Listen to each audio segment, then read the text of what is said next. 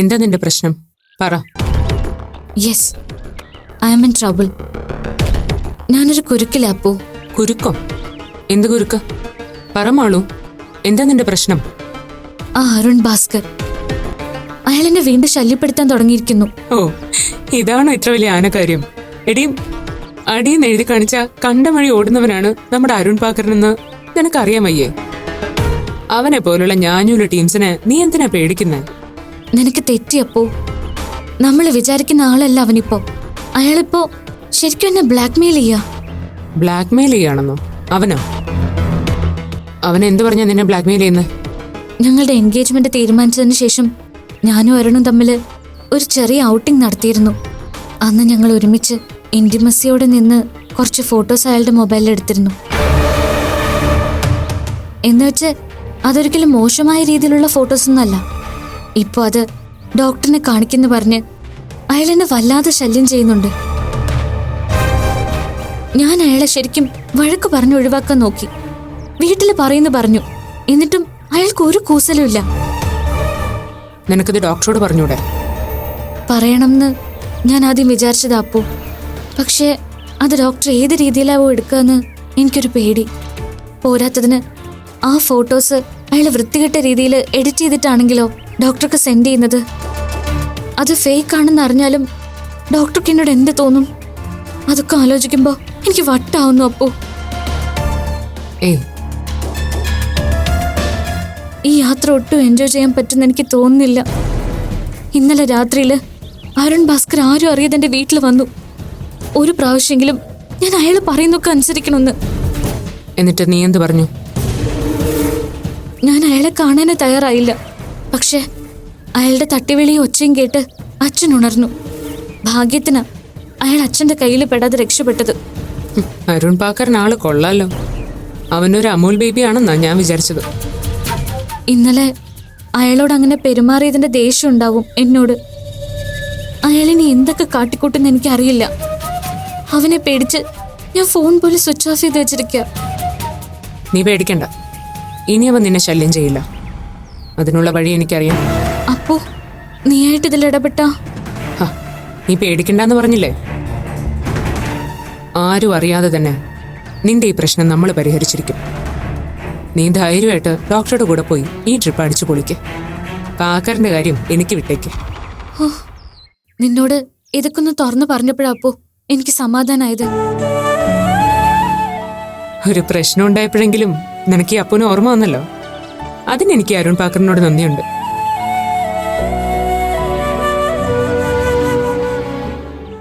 ഡേസിക്ക് ബുദ്ധിമുട്ടാവില്ലെങ്കിൽ അപ്പു അവിടെ നിൽക്കുന്നതിൽ എനിക്ക് കുഴപ്പമൊന്നുമില്ല. മമ്മിക്ക് എന്താ ബുദ്ധിമുട്ട് തോന്നാൻ? ബുദ്ധിമുട്ടില്ലെന്ന് മാത്രമല്ല, അപ്പു അവിടെ ഉണ്ടെങ്കിൽ ടീച്ചറും ഹാപ്പി ആവും.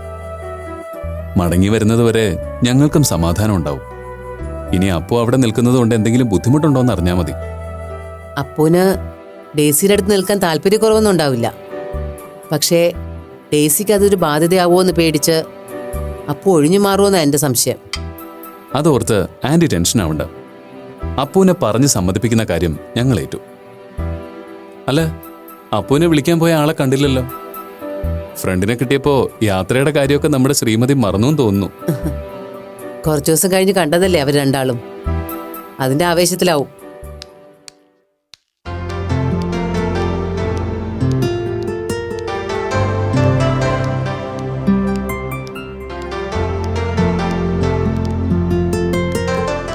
അപ്പൊ ഡോക്ടറെ, ഹാപ്പി ജേണി.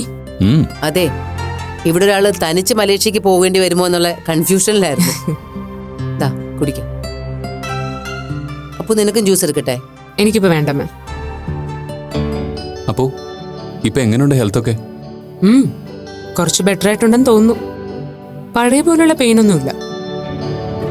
ഏതായാലും സർജറി കുറച്ചുകൂടെ കഴിഞ്ഞേ ഉള്ളൂന്നാ സ്റ്റെല്ല മാം പറഞ്ഞത്. അപ്പോഴേക്കും ഞങ്ങളിങ്ങ് തിരിച്ചെത്തുമല്ലോ. അത് ശരിയാ. ആ സമയത്ത് ജോബിൻ കൂടെ ഇവിടെ ഉണ്ടെങ്കിൽ ഒരു ആശ്വാസമാവും. അല്ല, നിനക്കെന്ത് പറ്റി മാളു? ആകെ ഒരു മൂഡ് ഓഫ്. ഒന്നുമില്ല ആന്റി. അപ്പോ എങ്ങനെയാ അപ്പോ കാര്യങ്ങളൊക്കെ കൂട്ടുകാരി പറഞ്ഞില്ലേ? എന്ത് കാര്യം? അല്ല, മമ്മിയുടെ കാര്യം താൻ പറഞ്ഞില്ലേ മാളു? അയ്യോ, ഞാനത് മറന്നു. ആ ബെസ്റ്റ് കക്ഷി തന്നെ. പിന്നെ രണ്ടാളും കൂടി എന്തായിരുന്നു ഇത്രയും നേരം ഡിസ്കഷൻ? അതിനിവർക്ക് പ്രത്യേകിച്ച് കാര്യവും കാരണമൊന്നും വേണ്ടല്ലോ. അതെ, ഞങ്ങള് തമ്മില് ഒരല്പ സൗന്ദര്യപ്പണക്കത്തിലായിരുന്നു. അതൊന്ന് സോൾവ് ചെയ്യായിരുന്നു. അല്ല, ആന്റിയുടെ കാര്യം എന്താ? അതെ, ഞങ്ങൾ തന്റെ ഒരു ഹെൽപ്പ് ചോദിക്കാൻ വേണ്ടി വന്നത്. ഹെൽപ്പോ? എന്ത് ഹെൽപ്പ്? ഞങ്ങൾ മടങ്ങി വരുന്നത് വരെ ഡെയ്സി ടീച്ചർ അവിടെ തനിച്ചല്ലേ ഉള്ളൂ. അതുകൊണ്ട് ഞങ്ങൾ തിരിച്ചു വരുന്നിടം വരെ ഡെയ്സി ടീച്ചറിനൊരു കമ്പനി കൊടുക്കാൻ അപ്പൂന് പറ്റുമെന്ന് അറിയാൻ വേണ്ടി വന്നത്. ഓ അങ്ങനെ. ടീച്ചർക്ക് ഞാൻ കൂട്ടിരിക്കണമെന്ന് അതല്ലേ ഡോക്ടർ ഉദ്ദേശിച്ച? അതെ, എക്സാക്ട്ലി. എന്താ അപ്പൂന് അസൗകര്യാവില്ലല്ലോ? എന്റെ അസൗകര്യമൊക്കെ അവിടെ ഇരിക്കട്ടെ. സത്യത്തിലേ ടീച്ചറിനെ സഹായിക്കാൻ തന്നെയാണോ എന്നെ അങ്ങോട്ട് ക്ഷണിക്കുന്നത്? അതോ ഇവിടെ എന്റെ അമ്മയ്ക്ക് ഒരു സഹായം ആയിക്കോട്ടെ എന്ന് കരുതി ബുദ്ധിപൂർവം എന്നെ അങ്ങോട്ട് ഷിഫ്റ്റ് ചെയ്യിപ്പിക്കുകയാണോ എന്ന് അറിയാനാ. എങ്ങനെ വിചാരിച്ചാലും സംഗതി നടക്കോ ഇല്ലയോ അതാ അറിയേണ്ടത്. പിന്നെ ഇനിയിപ്പോ ഡോക്ടറും വൈഫും പറഞ്ഞിട്ട് വേണമല്ലോ എനിക്ക് ഡേസി ആന്റിക്ക് പോയി കമ്പനി കൊടുക്കാൻ. എന്റെ ഡോക്ടറെ, ഇമാതിരി സൈക്കോളജിക്കൽ മൂവ് ഒന്നും എനിക്ക് മനസ്സിലാവില്ലെന്ന് വിചാരിച്ചോ? നിങ്ങളും പോയിട്ട് വരുന്നവരെ ഡേസി ആന്റിക്ക് ഒരു കുഴപ്പവും വരാതെ ഞാൻ നോക്കിക്കോളാം. സത്യമാണല്ലോ അല്ലേ? അപ്പൂനെ വിശ്വസിച്ചാ ഞങ്ങൾ പോകുന്നത്. അതെ, കൂടുതൽ ഉരുളാൻ നിൽക്കാതെ ഡോക്ടറും കെട്ടിയോളും കൂടി മലേഷ്യക്കുള്ള വണ്ടി പിടിക്കാൻ നോക്കിയാട്ടെ. ഇവിടുത്തെ കാര്യങ്ങളൊക്കെ ഞങ്ങൾ നോക്കിക്കോളാം. ശരി, എന്നാ പിന്നെ അങ്ങനെ ആവട്ടെ. എന്നാ ഞങ്ങൾ ഇറങ്ങട്ടെ ആന്റി. എന്നാ ഓക്കെ, സന്തോഷായിട്ട് പോയിട്ട് വാ. Happy journey. VP അങ്കിളിനോട് പറഞ്ഞില്ലല്ലോ? വേണ്ട, VP കിടന്നിട്ടുണ്ടാവും. സാരമില്ല, ഞാൻ പറഞ്ഞോളാം. നിങ്ങൾ നിന്ന് ലേറ്റ് ആവണ്ട. ശരി ആന്റി. ശരി അപ്പോ.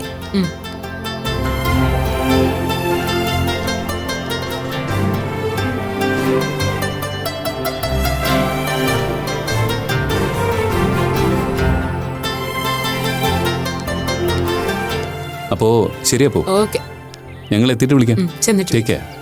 ശരി. ശരി അപ്പോ. ശരി എന്നാ. ശരി, ബൈ.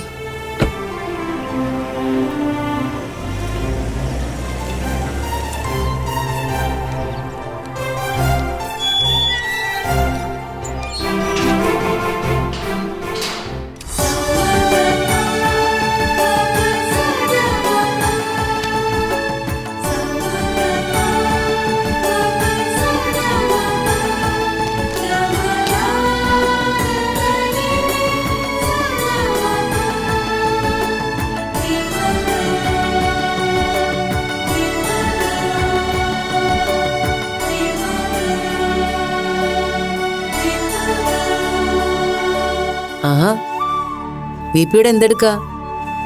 ഞാൻ വിചാരിച്ച് കിടക്കുകയാണെന്ന്. എന്തിനാ ഇപ്പൊ ഇതൊക്കെ എടുക്കുന്നത്? താനിത് കണ്ടോ? മാളുവിന്റെ പഴയ ഫോട്ടോസാ. ഞാൻ ഇതൊക്കെ അവളെ കാണിക്കാൻ തപ്പിയെടുക്കായിരുന്നു. ഇത് കാണുമ്പോ അവൾക്ക് ഭയങ്കര സന്തോഷാവും. നോക്ക്. അതിന് മാളു പോയല്ലോ VP. ഇനി കുറച്ചു ദിവസം കഴിഞ്ഞേ വരൂ. സാരമില്ല, മാളു വരുമ്പോ നമുക്ക് അവളെ ഇതൊക്കെ കാണിക്കാം കേട്ടോ. അങ്ങനെയാണെങ്കിൽ ഇനിയുണ്ട് പഴയ ആൽബങ്ങൾ. അതിൽ നിറയെ മാളുവിന്റെ അപൂർവയുടെയും ഫോട്ടോസാണ്. നമുക്ക് അതും കൂടി എടുത്തു വെക്കണം. എടുത്തു വയ്ക്കാം. ശരിക്കും നമ്മുടെ മോള് മാളു ആയാൽ മതിയായിരുന്നു അല്ലേ?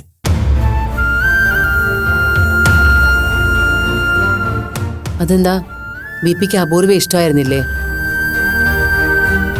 ഇഷ്ടമായിരുന്നു, പക്ഷേ നമ്മളോട് ആരോടും പറയാതെ അവൾ പോയിക്കളഞ്ഞില്ലേ. അതുകൊണ്ട് എനിക്കിനി അവളെ വേണ്ട. മാളുവായിരുന്നു നമ്മുടെ മോളെങ്കിൽ അവൾ എപ്പോഴും നമ്മളെ കൂടെ തന്നെ ഉണ്ടായിരുന്നേനെ. എങ്ങും പോവാതെ നമ്മളോടൊപ്പം അവൾ ഇവിടെ തന്നെ കണ്ടേനെ. അല്ല ഗീതേ? സാരമില്ല, മാളു നമുക്ക് മോളെ പോലെ തന്നെയാണല്ലോ. മോളെപ്പോലെയാണ് എന്ന് വെച്ച് നമ്മുടെ മോളല്ലല്ലോ. മാളു നമ്മുടെ മോളായാൽ മതിയായിരുന്നു. സാരമില്ല VP, മാളു നമ്മുടെയും കൂടെ മോളാ. അപ്പൊ നമ്മുടെ മോനും അങ്ങനെയായാലോ? തനിക്കൊരു ആൺകുഞ്ഞു കൂടി വേണമെന്ന് പറഞ്ഞ് വാശി പിടിച്ച് ഓർമ്മയുണ്ടോ പണ്ട്? അന്ന് ഞാനായിട്ട് അത് വേണ്ടെന്ന് പറഞ്ഞു. ഒരു ആൺകുഞ്ഞു കൂടി വന്നാ അവന് നമ്മുടെ മോളോടുള്ള സ്നേഹം കൂടി പങ്കിടേണ്ടിരുന്ന് പറഞ്ഞ് ഞാനാ തന്നെ നിരുത്സാഹപ്പെടുത്തിയത്.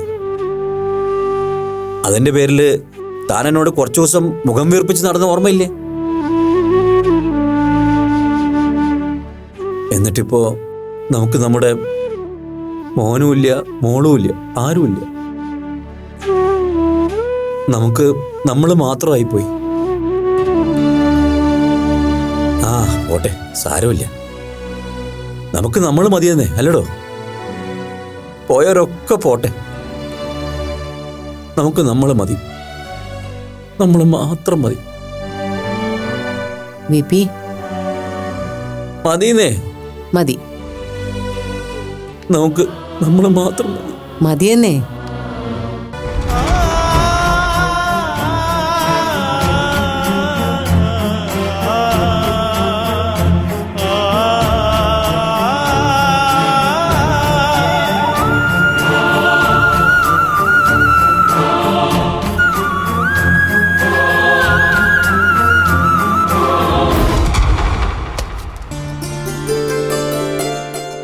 ഇന്നു മുതൽ കുറച്ചു ദിവസം ഞാൻ ഇവിടെ. എന്താ ഇത് മുരളി? ഇതിന്റെ ഒന്നും ആവശ്യമില്ലെന്ന് ഞാൻ എല്ലാവരോടും എത്ര തവണ പറഞ്ഞതാ. ഇന്ദിരാമ്മയെ ബുദ്ധിമുട്ടിക്കേണ്ട വല്ല കാര്യം ഉണ്ടായിരുന്നോ? അതിന് അമ്മയ്ക്ക് ഇതൊരു ബുദ്ധിമുട്ടായിട്ടൊന്നും തോന്നുന്നില്ല. ടീച്ചർ കരുതും പോലെ ഞാനോ അശ്വതിയോ നിർബന്ധിച്ചിട്ടൊന്നും അല്ല അമ്മ ഇങ്ങനെ ഒരു തീരുമാനം എടുത്തത്. അമ്മയുടെ സ്വന്തം ഇഷ്ടപ്രകാരം തന്നെയാ. അത് ശരിയാ ടീച്ചറെ. ഞാൻ ഇങ്ങോട്ട് വരണമെന്ന് പറഞ്ഞപ്പോ മുരളി അശ്വതിയും ആകുന്നതും എന്നെ വിലക്കിയതാ. ഞാനിവിടെ വന്ന് നിൽക്കുന്നത് ടീച്ചറിന് ഇഷ്ടമാകില്ലെന്നും പറഞ്ഞു. ഇന്ദിരാമ്മ ഇവിടെ വന്ന് നിൽക്കുന്നതിൽ എനിക്കൊരു ഇഷ്ടക്കേടും ഇല്ല, മറിച്ച് സന്തോഷമേ ഉള്ളൂ. എന്നാലും നിങ്ങൾക്കതൊരു ബുദ്ധിമുട്ടാകുമല്ലോ എന്ന് ഓർത്താ എനിക്ക് സങ്കടം. അങ്ങനെ സങ്കടം തോന്നേണ്ട ഒരു കാര്യമില്ല ടീച്ചറെ. ഈ ബന്ധുഗുണമെന്ന് പറയുന്നത് ഇതുപോലുള്ള ആവശ്യം വരുമ്പോ അങ്ങോട്ടും ഇങ്ങോട്ടും സഹായിക്കാനും വേണ്ടി കൂടിയാ. ഇപ്പൊ ടീച്ചർക്കല്ലേ ഞങ്ങളുടെ വീട്ടിൽ വന്ന് നിൽക്കാൻ ബുദ്ധിമുട്ട്. എനിക്കിങ്ങോട്ട് വന്ന് നിൽക്കാൻ ഒരു ബുദ്ധിമുട്ടും ഇല്ലെന്ന് വിചാരിച്ചാ പോരെ? അമ്മ പറഞ്ഞാലും കാര്യമുണ്ട് ടീച്ചറെ. 1-2 ആഴ്ച ഒറ്റയ്ക്കൊരു വീട്ടിൽ കഴിയുക എന്ന് പറഞ്ഞാൽ അത് ഇത്തിരി റിസ്ക് ഉള്ള ഏർപ്പാടാ. നമുക്ക് ഇങ്ങനൊരു സൗകര്യമുള്ളപ്പോ വെറുതെ എന്തിനാ ഒരു റിസ്ക് എടുക്കുന്നത്? അതുമാത്രമല്ല ടീച്ചറെ, നമ്മൾ പ്രായം ചെന്നവരുടെ കാര്യല്ലേ. ഒരാൾ ഒറ്റയ്ക്ക് കഴിയുമ്പോ ഒരു തലചുറ്റലോ നെഞ്ചുവേദനയോ വന്നൊന്ന് വീണുപോയാ ആരെങ്കിലും അറിയൂ? അതേസമയം കൂടെ ഒരാളുണ്ടെങ്കിൽ ഓടിച്ചൊന്നൊരാളെ വിളിച്ചോണ്ട് വരാനെങ്കിലും ഉപകരിക്കും. മതി മതി, ഇനി രണ്ടാളും കൂടി ഓരോന്ന് പറഞ്ഞ് എന്നെ പേടിപ്പിക്കണ്ട.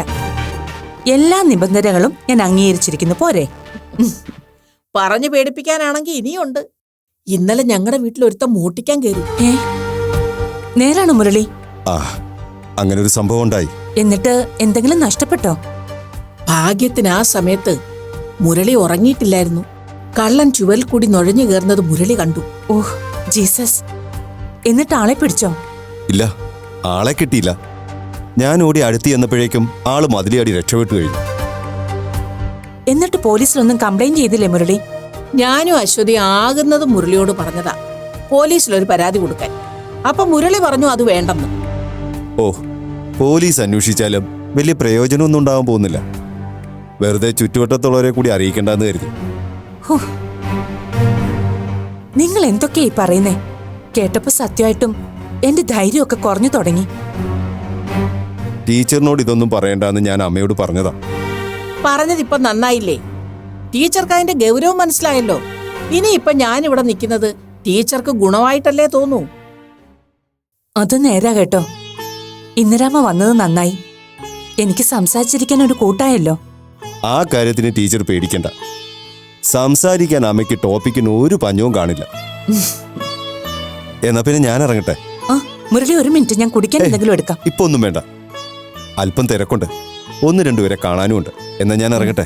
അമ്മേ, ഞാൻ വിളിക്കാം. ശരി. വാ ഇന്ദിരാമ്മേ, ഞാൻ മുറി കാണിച്ചു തരാം.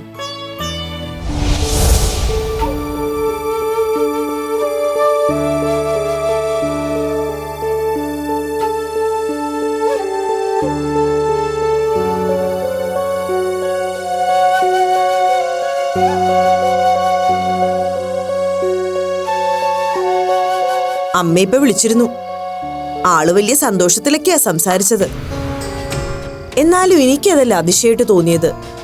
പൊതുവെ ഡേസി ടീച്ചറോടും ജോബിനോടും അമ്മ വലിയ താല്പര്യമൊന്നും കാണിക്കാത്ത ആളാ. എന്നിട്ട് അവിടെ ടീച്ചർ മാത്രമേ ഉള്ളൂ എന്ന് പറഞ്ഞിട്ട് കൂട്ടുകിടക്കാൻ പോവാൻ അമ്മയ്ക്കായിരുന്നു ഉത്സാഹം. എന്താ അതിന്റെ കാര്യമൊന്ന് എനിക്ക് എത്ര ആലോചിച്ചിട്ടും അങ്ങ് പിടികിട്ടുന്നില്ല. ഒന്നും മനസ്സിൽ കാണാതെ അമ്മ ഇങ്ങനെ ഒരു പുണ്യപ്രവർത്തിക്ക് ഇറങ്ങി പുറപ്പെടില്ലെന്ന് എനിക്ക് നല്ല ഉറപ്പുണ്ട്. ഒന്നെങ്കിൽ ജോബിന് അവിടെ ഇല്ലാത്ത അവസരം മുതലെടുത്ത് അപ്പുവിന്റെ കുറ്റവും കുറവും ഒക്കെ പറഞ്ഞ് ടീച്ചറെ അപ്പു നിന്ന് അകറ്റാൻ വേണ്ടിയിട്ടായിരിക്കും ഈ പോക്ക്. ജോബിനേക്കാൾ ടീച്ചറിനാണ് അപ്പുവിനെ ഇഷ്ടമെന്ന് അമ്മയ്ക്ക് അറിയില്ലല്ലോ. ഇനി ആവശ്യമില്ലാത്ത കാര്യങ്ങളൊക്കെ പറഞ്ഞ് ടീച്ചറിനെയും കൂടി വെറുപ്പിക്കാതെ അമ്മ പോയതുപോലെ ഇങ്ങ് വന്നാ മതിയായിരുന്നു. അല്ലേ മുരളിയേട്ടാ?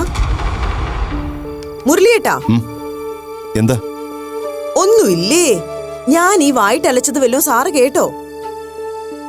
എന്താ താൻ പറഞ്ഞത്? ഞാൻ വേറൊരു കാര്യത്തെപ്പറ്റി ആലോചിക്കുകയായിരുന്നു. എന്നാ ആദ്യം അതെന്താന്ന് പറ. അത് കഴിഞ്ഞിട്ട് ഞാൻ ഈ പറഞ്ഞതൊക്കെ റിപ്പീറ്റ് ചെയ്യാം. ഞാൻ ഇന്നലത്തെ കാര്യം ആലോചിച്ചത് അശ്വതി. ഇന്നലെ ആ സമയത്ത് ഇവിടെ കയറിയ ആളുടെ ഉദ്ദേശം മോഷണമായിരുന്നില്ല. അതെങ്ങനെ മുരളിയേട്ടന് ഉറപ്പിച്ചു പറയാൻ പറ്റും? മുരളിയേട്ടൻ കണ്ടു അയാളെ? ആളാരാണെന്ന് ഞാൻ കണ്ടു. അയാൾ എന്നെയും കണ്ടു. സത്യമാണേ പറയുന്നേ? എന്നിട്ട് ഇങ്ങനെയല്ലല്ലോ ഇന്നലെ പറഞ്ഞത്. തൊട്ടടുത്തെത്തിയപ്പോഴേക്കും അയാൾ ഓടിപ്പോയിന്നൊക്കെയല്ലേ പറഞ്ഞത്? ആ സമയത്ത് അമ്മയും ആളും ഒക്കെ ഉണർന്നതുകൊണ്ട് ഞാനപ്പോൾ അങ്ങനെ പറഞ്ഞെന്നേ ഉള്ളൂ. സത്യത്തിൽ അവൻ എൻ്റെ കൈ കിട്ടിയിരുന്നു. എന്തിനാ ആ സമയത്ത് ഇവിടെ വന്നതെന്ന് അവൻ എന്നോട് പറയുകയും ചെയ്തു. ആരായിരുന്നു അത്? എന്തിനാ അയാൾ ഇവിടെ വന്നത്? നമുക്ക് പരിചയമുള്ള ആരെങ്കിലും ആയിരുന്നോ? ആ, ആള് നമുക്കെല്ലാവർക്കും പരിചയമുള്ള ആള് തന്നെയാ. ഒരിക്കലും നമ്മളാരും പ്രതീക്ഷിക്കാത്ത ഒരാൾ. ആരാ അത്? ഇനിയെങ്കിലും ഒന്ന് പറഞ്ഞൂടെ? ആ അരുൺ ഭാസ്കർ ഇല്ലേ, അവൻ തന്നെ. അരുൺ ഭാസ്കർ? ഏത്? മാളുവിനെ കല്യാണം കഴിക്കണമെന്ന് പറഞ്ഞു വന്ന പയ്യനോ? അതെ, അവൻ തന്നെ. അവനോ? അവനെന്തിനാ ഇങ്ങനെയൊക്കെ ചെയ്തത്? അയ്യേ, അവനെത്ര ചീപ്പായിരുന്നോ? അല്ല, ആക്ച്വലി അവനെന്താ നിങ്ങളോട് പറഞ്ഞത്? ആ സമയത്ത് മതിലടി വീട്ടിൽ കിടന്നത് അവനാണെന്ന് അറിഞ്ഞപ്പോൾ താൻ ചിന്തിച്ചതുപോലെ തന്നെ എനിക്കും തോന്നിയത്, ഈ ചെറുപ്പക്കാരൊക്കെ ഇത്ര ചീപ്പാണോന്ന്. പക്ഷെ അവൻ പറഞ്ഞത് മാളു പറഞ്ഞിട്ട് ഇന്നലെ ആ സമയത്ത് അവനിവിടെ വന്നത്. മാളു പറഞ്ഞിട്ടോ? അവൻ അങ്ങനെ പറഞ്ഞോ? എന്നിട്ട് അതും കേട്ട് നിങ്ങളിങ്ങും മിണ്ടാതെ പോന്നോ? അടിച്ചവന്റെ കരണം പൊട്ടിക്കണായിരുന്നു. തല്ലാൻ തന്നെയാ തുനിഞ്ഞത്. പക്ഷേ അവനത്ര ആത്മവിശ്വാസത്തോടെ പറയണമെങ്കിൽ. നിങ്ങൾക്ക് എന്താ ഭ്രാന്തുണ്ടോ? മാളുവിനെ കുറിച്ച് അങ്ങനെയാണോ നിങ്ങൾ മനസ്സിൽ കരുതിയിരിക്കുന്നത്? കഷ്ടം. അപ്പോഴത്തെ സാഹചര്യത്തിൽ അവൻ രക്ഷപ്പെടാൻ വേണ്ടി പറഞ്ഞതായിരിക്കും അങ്ങനെയൊക്കെ. അല്ലാതെ മാളുവിന്റെ ഭാഗത്ത് നിന്ന് അങ്ങനെ ഒരു നീക്കം ഉണ്ടാവുന്ന നിങ്ങൾക്ക് തോന്നുന്നുണ്ടോ? ഇല്ല, ഒരിക്കലും മാളു അങ്ങനെ ചെയ്യില്ലെന്ന് എനിക്ക് അറിയാം അശ്വതി.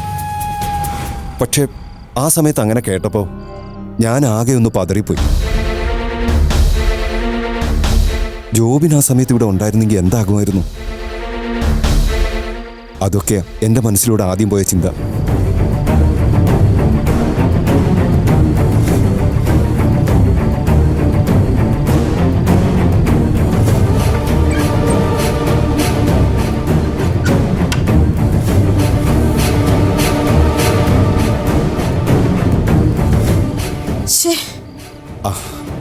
നീ വിഷമിക്കണ്ട, സത്യാവസ്ഥ നമുക്ക് കണ്ടെത്താം. പിന്നെ ഇതൊന്നും ആള് വിളിക്കുമ്പോൾ പറയാൻ നിൽക്കണ്ട. അമ്മയോടും ഇതേക്കുറിച്ച് ഒരക്ഷരം സൂചിപ്പിക്കരുത്. അറിയാതെ അമ്മയുടെ വായിന്നെങ്ങാനും ഡെയ്സി ഇതേക്കുറിച്ച് അറിയാൻ ഇടവരരുത്. ഏതായാലും ഞാൻ അവനെ ഒന്ന് കാണുന്നുണ്ട്. എന്താ അവൻ്റെ ഉദ്ദേശമെന്ന് അറിയണമല്ലോ.